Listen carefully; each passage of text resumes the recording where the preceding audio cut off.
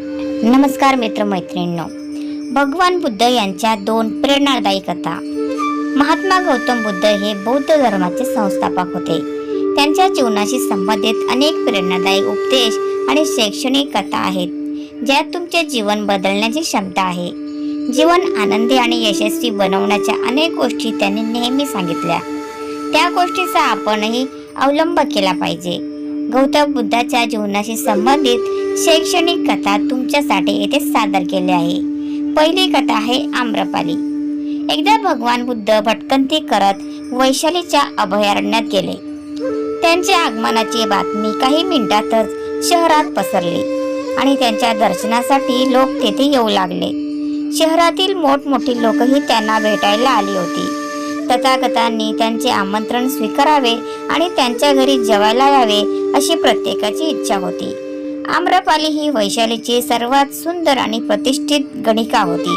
ती देखील बुद्ध देवांच्या तपस्वी जीवनाने प्रभावित झाली होती आणि स्वतःच्या तिरस्कारणीय जीवनाचा तिला वीट आला होता। तीही बुद्ध देवांना आमंत्रण देण्यासाठी पोहोचली। त्यांनी तथागतांना आमंत्रण दिले आणि त्यांनी त्यांचे आमंत्रण स्वीकारले आणि ती त्यांच्या घरी आले। जेव्हा त्याच्या शिष्यांना हे कळले तेव्हा त्यांना वाईट वाटले आणि त्यांनी त्यांना स्पष्टपणे सांगितले की त्यांनी एका गणिकेच्या घरी जाऊन अत्यंत अनुचित कृत्य केले आहे। शिष्यांचे म्हणणे ऐकून तथागत त्या सर्वांना म्हणाले, शिष्यांनो, तुम्हा लोकांना आश्चर्य वाटते की मी एका गणिकेच्या घरी जेवण कसे केले। याचे कारण म्हणजे ती जरी गणिका असली तरी तिने पश्चातापाच्या आगीत स्वतःला जाळून पवित्र केले आहे। ज्या संपत्तीसाठी माणूस इच्छा करतो आणि अनेक पद्धती वापरतो, त्या संपत्तीला क्षुल्लक समजून आम्रपालीने नाकारले आहे आणि आपले गुणास्पद जीवन सोडून दिले आहे। अशा परिस्थितीत मी तिचे निमंत्रण कसे नाकारू शकेल? तुम्हीच विचार करा की तिला अजून हीन समजायचे का? गौतम बुद्धाचे म्हणणे ऐकल्यानंतर सर्व शिष्यांच्या लक्षात आले की बुद्ध बरोबर बोलत आहे। त्यामुळे त्याला खूप पश्चाताप झाला आणि त्यांनी तथागतांकडे क्षमा मागितली। तथागतांनीही आपल्या शिष्यांना क्षमा केली। दुसरी कथा आहे चक्षुपाल। एकदा भगवान बुद्ध जेतवन विहारात मुक्काम करत असताना भिक्षू चक्षुपाल भगवानांना भेटायला आले। त्यांच्या येण्याने त्यांच्या दिनचर्येची, वागणुकीची आणि गुणांचीही चर्चा झाली। भिक्षू चक्षुपाल आंधळे होते।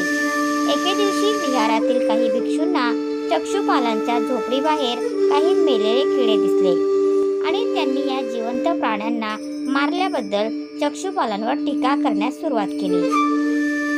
भगवान बुद्धांनी निंदा करणाऱ्या भिक्षूंना बोलावून विचारले की त्याने भिक्षूंना कीटक मारताना पाहिले आहे का? त्याने उत्तर दिले नाही। यावर भगवान बुद्धांनी त्या भक्तांना सांगितले की ज्याप्रमाणे तुम्ही त्यांना कीटक मारताना पाहिले नाही, त्याचप्रमाणे चक्षुपालनेही त्यांना मारताना पाहिले नाही आणि त्यांनी जाणून बुजून कीटकांना मारलेले नाही। त्यामुळे त्यांच्यावर टीका करणे योग्य नाही। मग भिक्षूंनी विचारले की चक्षुपाल आंधळ्या का आहेत? त्यांनी त्या जन्मात किंवा मागील जन्मात कोणती पापे केली होती का? भगवान बुद्धांनी चक्षुपालबद्दल सांगितले की ते त्यांच्या मागील जन्मात एक वैद्य होते।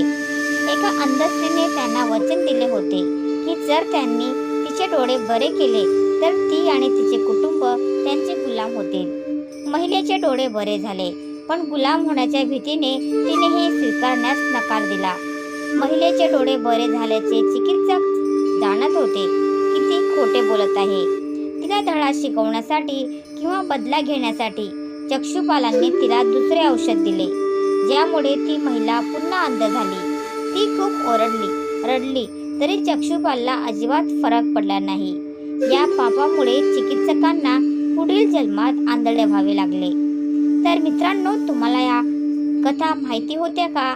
कमेंटमध्ये नक्की सांगा आणि व्हिडिओ जर आवडला असेल तर व्हिडिओला लाईक करा, शेअर करा आणि चॅनलला सबस्क्राईब करायला विसरू नका। धन्यवाद।